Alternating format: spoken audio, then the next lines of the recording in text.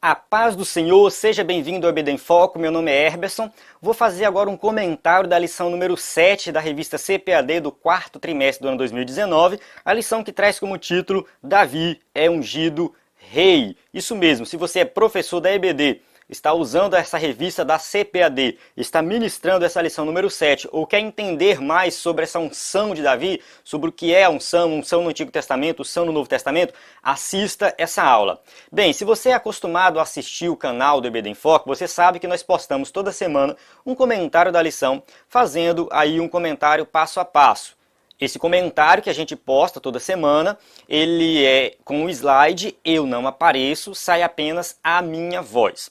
Acontece que muita gente tem pedido, tem solicitado para eu fazer um comentário diferente, onde eu apareço, onde tem aqui a minha pessoa. Eu não, assim, do meu ponto de vista, não faz tanta diferença, né? Mas, enfim, como eu até falei num vídeo que eu fiz sobre recursos didáticos, eu falei que cada pessoa tem um estilo diferente de aprender. Então tem gente que quer aprender com visual, tem outro que quer aprender uma aula com mais profunda em alguns tópicos e outros tópicos são mais ignorados. Enfim, cada um tem um estilo. E aí, atendendo às solicitações, eu resolvi fazer esse comentário aqui, sem usar o slide, onde eu apareço. E só que para não ficar um conteúdo repetido, o mesmo conteúdo da outra aula, eu resolvi fazer o seguinte. Eu resolvi fazer uma enquete, uma pequena pesquisa, com duas perguntas somente duas perguntas. E essa pequena pesquisa pergunta o seguinte: qual tópico ou qual subtópico você acha que deve ser explorado de forma mais profunda, que deixou alguma dúvida, que você quer entender mais? E lancei essa pesquisa. E aí as pessoas votaram e escolheram 3 tópicos. No caso, eu vou comentar aqui somente 3 subtópicos. A ideia desse comentário é que ele seja um comentário sucinto, direto ao ponto, que vá nos subtópicos que estão deixando mais dúvidas ou que são mais importantes e que as pessoas querem se aprofundar mais. Se você quer um comentário assim, desse tipo, mais direto ao ponto, mais naqueles pontos mais complexos, assista esse vídeo aqui. Se você quer um comentário mais completo, onde eu falo de todos os subtópicos, usando o slide, é o outro comentário. Os dois se complementam, você pode assistir um e o outro, né, mas esse aqui vai contemplar aquelas pessoas que querem um comentário mais direto, mais rápido, né, que vai direto ao ponto, baseado no que você respondeu. Então você pode interagir aí, fique atento que eu vou disponibilizar no WhatsApp, no vídeo de comentário, no site, o link para a pesquisa. Toda segunda-feira eu vou colocar o link para a pesquisa, para você escolher o subtópico que você acha que tem que se aprofundar. Na quinta-feira eu vou gravar o vídeo e vou disponibilizar, baseado no resultado da pesquisa. E na lição 7, o resultado da pesquisa deixou o seguinte: os 3 subtópicos que foram mais votados, que o pessoal escolheu mais, foi o 1.1, que fala o significado e o propósito da unção, o 1.2, o simbolismo da unção, e o 2.1, o ungido servindo. Então são esses 3 subtópicos que eu vou abordar aqui nessa aula. A outra pergunta que tem lá é uma pergunta mais aberta. Além dos subtópicos, qual tema dentro da lição você acha que deve ser abordado, que deve se falar? Tem alguma pergunta para fazer, alguma coisa do tipo? Aí também colocaram lá algumas perguntas. Perguntaram assim: é verdade que o ungido do Senhor não pode ser tocado, eu não posso tocar no ungido do Senhor? O que isso significa para os dias de hoje, né? Então a gente vai falar sobre isso. Outro perguntou assim: eu posso ungir objetos? Posso ungir um celular, ungir uma casa, ungir um carro, como acontece em algumas igrejas por aí? Então também é uma pergunta que ficou para ser respondida nessa aula. Então, pelo que eu percebi, a questão da unção, o significado da unção, tanto no Antigo Testamento quanto para o dia de hoje, é o que ficou na dúvida dos irmãos. E eu quero tirar essa dúvida aqui nessa aula, né? Pode ser que eu não consiga tirar, mas eu vou citar algumas passagens bíblicas aqui com a intenção de falar o que de fato está nas Escrituras, para que nós possamos aprender mais. Estou com a lição aberta aqui, tem uma mesinha aqui, estou com a Bíblia também. Separei alguns versículos aqui para a gente acompanhar. Então vamos lá, vamos começar aqui. Primeiro tópico 1.1, Davi, o rei ungido. Você que é professor de EBD, sabe que essa lição é bem extensa e você vai ter que dar uma resumida. E você vai ter que realmente pegar algumas coisas assim, pontuais para conseguir abordar toda a lição. Ela vem muito grande. E aí, o que trata aqui dessa questão do 1.1 é o significado e propósito da unção. O escritor da revista trouxe aqui algumas palavras do hebraico.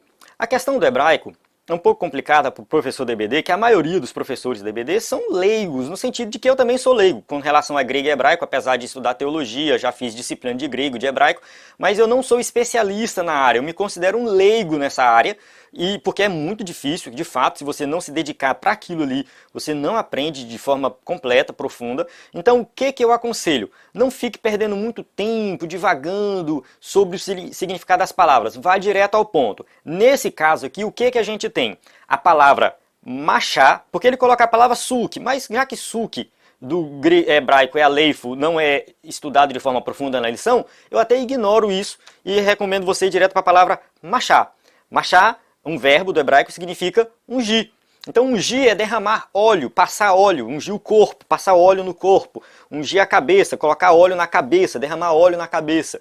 Então isso era um ritual que acontecia nos povos antigos, não somente no povo hebreu, mas outros povos tinham rituais relacionados à questão da unção. Então a palavra ungir era usada de forma geral, né, de toda vez que alguém era derramado um óleo, seja para questões medicinais, ou seja para questões religiosas, isso era chamado de ungir, a pessoa foi ungida, né? E isso era comum naquela época. E dentro da cultura hebraica, né, a palavra machá era usada no sentido de ungir, cobrir, no sentido religioso.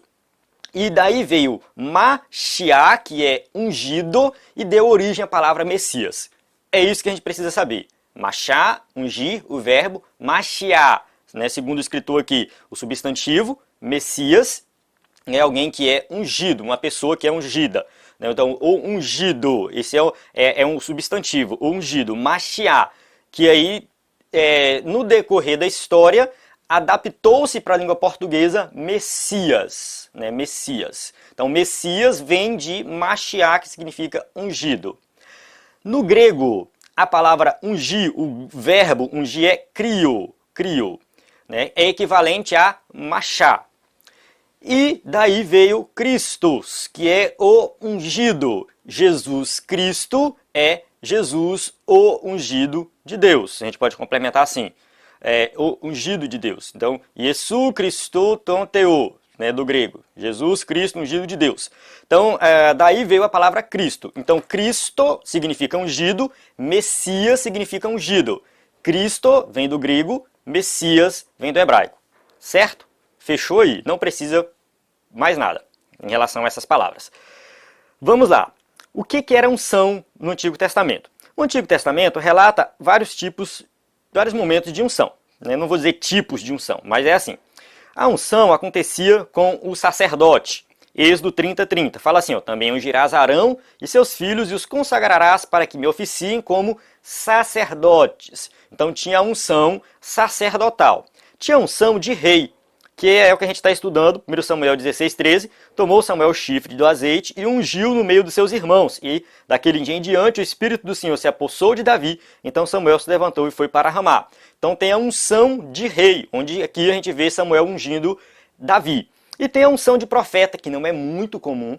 Tem, se eu não me engano, 2 versículos bíblicos que fazem referência à unção de profeta. Um deles se encontra em Reis e o outro em Isaías. Em Reis está dizendo assim: a Jeú, filho de Nissi, ungirás rei sobre Israel. E também Eliseu, filho de Safate, de Abel Meolá, ungirás profeta em teu lugar. Então era para Elias ungir Eliseu como profeta. Isso não era muito comum, só tem esse registro, como eu falei, outro de Isaías, que faz uma referência nesse sentido, mas a gente tem esses registros de 3 tipos, né, três situações em que a pessoa era ungida. E o que significa ser ungido? Aí eu vou ter que entrar um pouquinho no tópico 1.2, que também está dentro do destaque que eu vou falar aqui. No segundo parágrafo do tópico 1.2 fala assim, ó, a unção no Antigo Testamento destinava-se à separação de alguém para algum ofício. Olha só, eu estou misturando o tópico 1.1 com 1.2 porque um complementa o outro. Então, quando alguém era ungido, é porque ele era separado para uma função específica. Então, Saul foi ungido como rei, para ser rei. Davi foi ungido como rei. Arão como sumo sacerdote. Eliseu como profeta. Então, sempre tinha um ofício. A unção não acontecia só para colocar a pessoa no pedestal e falar aqui está ungido do Senhor. Não. O ungido do Senhor, naquela época, era alguém separado para uma função específica. Então, ninguém era ungido de forma aleatória. Tá.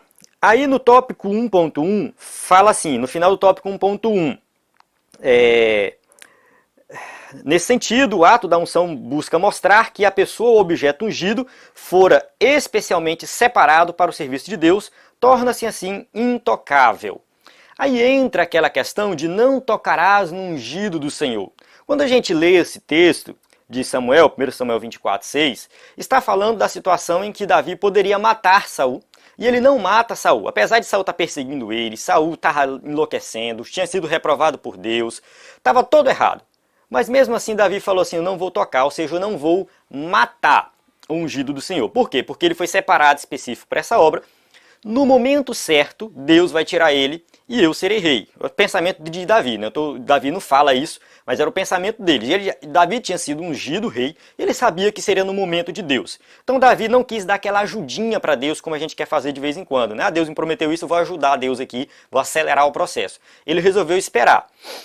Aqui, essa palavra não tem nada a ver com os dias de hoje, como muitos usam, para dizer que não pode falar de um pastor que pecou, que errou. Porque muitas vezes o pastor erra, o pastor peca, que o pastor ungido para aquela função específica, ele continua sendo um ser humano possível a falhar, assim como Saul falhou, assim como Davi falhou. E quando ele falha, ele deve ser repreendido, como qualquer outro crente. Então, do meu ponto de vista, dizer que repreender um pastor porque ele pecou é tocar no ungido do Senhor é uma aplicação totalmente errada desse texto. Chega a beirar a heresia, porque não tem nada a ver. Qualquer pessoa de qualquer cargo religioso dentro da igreja que comete alguma falha, algum pecado, deve sim ser chamado a atenção, deve ser... Claro que você não vai ficar apedrejando, não vai ficar julgando, mas tem que ser realizado alguma coisa. Né? E você falar assim, olha, o pastor errou, o pastor pecou, você não está tocando no ungido do Senhor. É totalmente diferente. Davi está falando aqui de matar Saul.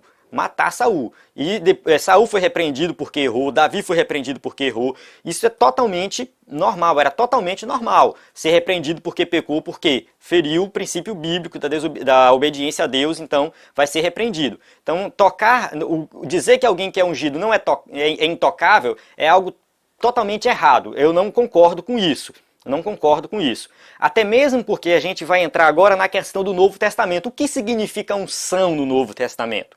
Aí nós vamos entender uma coisa, que todo crente é ungido. Vamos lá. Primeira coisa, quando fala de unção no Novo Testamento, tópico 1.2, fala referente a Jesus. Jesus é o crio, né, o ungido, né, o Christos ungido. Ele foi, no caso... como ele coloca que a palavra crio significa ungir, Cristo é o ungido. Então Jesus Cristo é Jesus o ungido, né? Ungido de Deus para uma obra específica. Jesus exerceu 3 ministérios, o ministério de sacerdote, de rei e de profeta. Então eu não vou entrar aqui muito em detalhes, para a gente não demorar, o vídeo não ficar muito longo. Mas eu posso postar no vídeo depois aí as passagens que falam sobre isso, sobre Jesus ser o profeta, né, um rei. Deixa eu ver se eu acho bem aqui, só para falar para você, rapidinho, eu não vou ler, só para a gente citar. Se eu encontrar, eu passo logo para você. Se eu não encontrar, tá. Jesus como sacerdote, Hebreus 2,17, tá? Jesus como profeta, Mateus 13,57. Né, 23:37. E Jesus como rei, que também vou só citar aqui para ficar tudo certinho, João 18:37.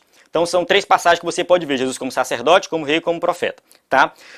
Jesus, ele foi o quê? O ungido de Deus, porque ele cumpriu todos esses papéis e ele foi cheio do Espírito Santo, guiado pelo Espírito Santo para realizar essa obra. Então ele tinha uma obra específica a ser realizada, por isso que ele é o ungido de Deus. E a unção, quando se trata para os crentes, a gente vai ler aqui, por exemplo, 1 Pedro 2,9, fala assim, ó, porque vocês, porém, são geração eleita, sacerdócio real, nação santa, povo exclusivo de Deus, para anunciar as grandezas daquele que os chamou das trevas para a sua maravilhosa luz. Então, se nós somos sacerdócio real, aqui está colocando 2 coisas, sacerdote e rei ao mesmo tempo. Então, o crente, ele também tem a unção. Ele foi separado para uma obra específica. Qual é essa obra? Anunciar as grandezas daquele que os chamou das trevas para a sua maravilhosa luz. Então, todo crente do Novo Testamento, ele tem a unção. Vamos ver aqui, 2 Coríntios 1:21. Ora, é Deus que faz que nós e vocês permaneçamos firmes em Cristo. Ele nos ungiu, nos selou com sua propriedade e pôs o seu Espírito em nossos corações como garantia do que está por vir. Então, a unção no Novo Testamento se refere ao Espírito Santo. Então, todo crente tem o Espírito Santo, todo crente foi ungido com o Espírito Santo para fazer uma obra específica, que é pregar o Evangelho. 1 João 2,20. Mas vocês têm uma unção que procede do Santo, e todos vocês têm conhecimento. Quanto a vocês, a unção que receberam dele permanece em vocês, e não precisam que alguém os ensine, mas como a unção dele recebida, que é verdadeira e não falsa, os ensina acerca de todas as coisas. Permaneçam nele como ele os ensinou. Olha só, João fala de uma unção que foi dada para nós. Então todo crente é ungido também, separado para uma obra específica. Então, a gente tem essa questão do Novo Testamento de que a Bíblia deixa bem claro que todo crente é ungido, separado para pregar o Evangelho, para fazer a vontade de Deus. Mais um detalhe, uma pergunta que fizeram lá na minha pesquisa. Ungir objetos hoje faz sentido? Porque o Antigo Testamento tinha isso. No Antigo Testamento, na verdade, houve um momento em que se ungiu objetos, quando fez o tabernáculo. Então, ungiu os objetos do tabernáculo, porque estavam separando aquele objeto para uma obra específica. Eu não me lembro de uma outra passagem bíblica do Antigo Testamento de alguém sair ungindo objetos. Não me lembro. Samuel não ungiu objetos, não vejo Isaías, não vejo ninguém ungindo objetos. Eu não sei. Se tem, pode deixar nos comentários. Eu não me lembro. Eu só me lembro dessa situação no tabernáculo. Para os dias de hoje, não faz sentido ungir objetos. Isso não tem lógica, não tem no Novo Testamento. No Antigo teve uma situação específica, como eu falei. E no Novo Testamento não existe registro disso.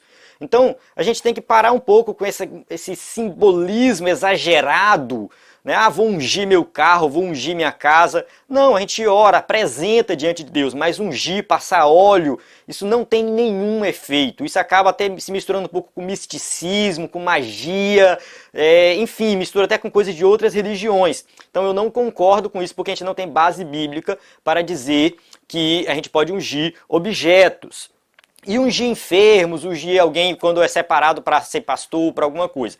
Também é algo um pouco controverso, não é muito claro no Novo Testamento, não condeno quem faz, mas o Novo Testamento também não dá uma visão uma explicação muito clara disso.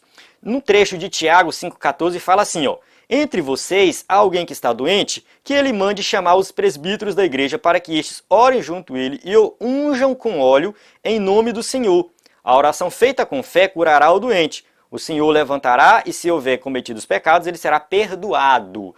Olha só, aqui é uma passagem que fala de ungir um doente. Alguns especialistas pensam, não é certeza também, que esse óleo era um óleo medicinal. Era um óleo medicinal que passava no doente, né? Então, porque a igreja também tinha essa preocupação com os doentes, podia ir lá e passar um óleo medicinal. Mas fica bem claro aqui que o que cura não é o óleo em si. Seja ele medicinal, seja óleo ungido, o que cura é a oração. Então, também Tiago não deixa muito claro como esse óleo era ungido, óleo ungido era usado nessa questão da cura. No entanto, o que fica bem claro é a oração com fé. É a oração com fé que curará o doente. Então, essa questão aqui pode ser uma questão cultural da unção que tinha no Antigo Testamento, pode ser algo medicinal, mas não deixa muito claro que a igreja de hoje tem que ungir um doente para ele ser curado, porque quem cura é Deus. Então é através da oração com fé, certo? Então, em relação ao uso de óleo ungido nos dias de hoje, não temos base bíblica para sair ungindo coisas, ungindo tudo. Enfim, o que é importante é nós crermos e termos fé e orar com fé. Acredito que ficou bem claro isso aí. Se não ficou, pode deixar seu comentário no vídeo. A ideia aqui é justamente tentar se aprofundar nessas questões dentro desses tópicos. Vamos para o próximo tópico, que foi também o outro mais votado, o terceiro mais votado, que é o tópico 2.1. O ungido servindo. O ungido servindo. Então, comentei 1.2, 1.1, 1.2 e agora para o 1.1.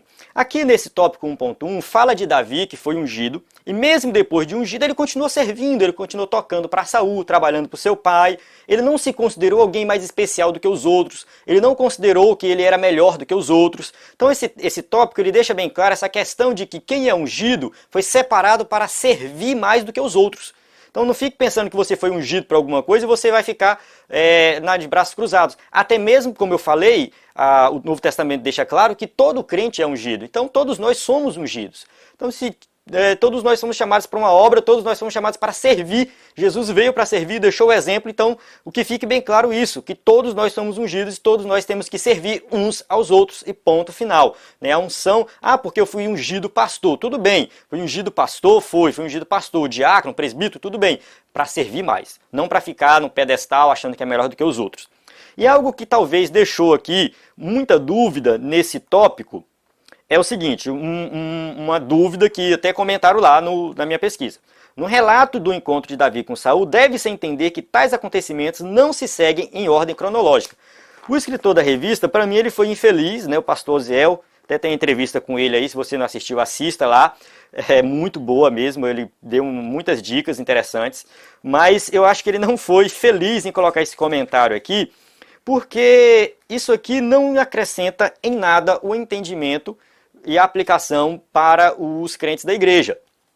O que ele quis dizer é que há um certo debate sobre esse capítulo 17 pertencer a essa parte aqui. Vamos ver a ordem cronológica. Samuel unge Davi, capítulo 16 até o versículo 13. No versículo 14 do capítulo 16, o Espírito do Senhor sai de Saul, ele fica atormentado por um espírito maligno, e aí chama Davi para tocar. No versículo 18 fala assim, então respondeu um dos moços e disse, conheço um filho de Jessé, o belemita, que sabe tocar, é forte e valente. Davi vai lá e toca para Saul, o espírito mal sai de Saul e Saul se acalma. No versículo 17 começa a história de Golias. E quando Davi se apresenta, parece que Saul não conhece Davi. Dá a entender que Saul não conhece Davi. E aí, tanto que depois ele pergunta assim, quem é o teu pai? Quem é o teu pai? Versículo 58, 17, 58. Então Saul lhe perguntou, de quem és filho, jovem? Respondeu Davi, filho de teu servo Jessé, belemita. Então fica meio incoerente, querendo ou não, fica meio incoerente. No capítulo 16, Saul está lá com Davi, Davi tocando para ele, Davi é apresentado como filho de Jessé. No capítulo 17, parece que Saul não conhece Davi e ainda pergunta quem é o pai dele. E aí algumas pessoas vão dizer o seguinte, que esse acontecimento aqui não está em ordem cronológica, não significa que um aconteceu após o outro. E aí gera uma certa dúvida, Como que é e tal, como que se explica isso?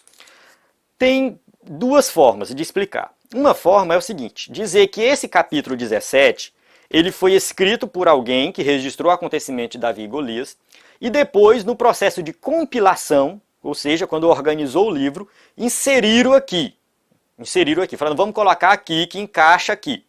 Então foi algo que aconteceu em um outro momento, não se sabe se foi antes ou foi depois da unção de Davi, mas foi inserido aqui. Ou enfim, não tem essa... Ele simplesmente registrou isso de forma separada, alguém registrou e o compilador resolveu inserir.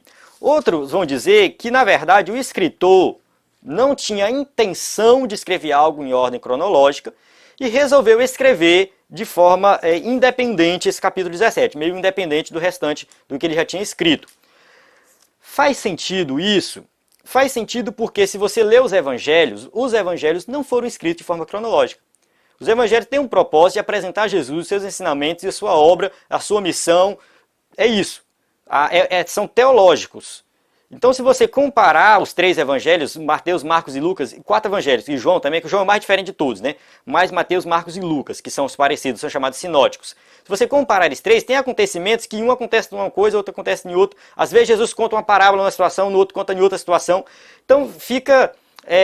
a gente fala assim, não está na ordem, mas realmente não está na ordem porque o escritor resolveu escrever sem ser na ordem. Então pode ser o que aconteceu aqui, pode ser que o escritor aqui resolveu colocar sem ser na ordem, mas para registrar o acontecimento, do que querer escrever um livro linearzinho, bonitinho, todo citado. Não era o objetivo dele, era apresentar a história de Davi, Saul, os reis de Israel e trazer lições para nós. Então é isso, não se preocupe, isso não vai excluir a inspiração do livro, vai diminuir a inspiração, vai diminuir a veracidade do acontecimento, não. Continua sendo palavra de Deus inspirada com lições para nós nos dias de hoje. Amém? Então eu encerro aqui essa aula. Como eu falei no começo, a ideia aqui é se aprofundar em alguns subtópicos escolhido por você que votou na enquete, né? Se você não votou, pode ser que serviu para você também, né? Mas na semana que vem eu vou disponibilizar o novo link para você votar na enquete e escolher o tópico que você acha que tem que se aprofundar, certo? Eu encerro aqui essa aula. A paz do Senhor. Até a próxima aula.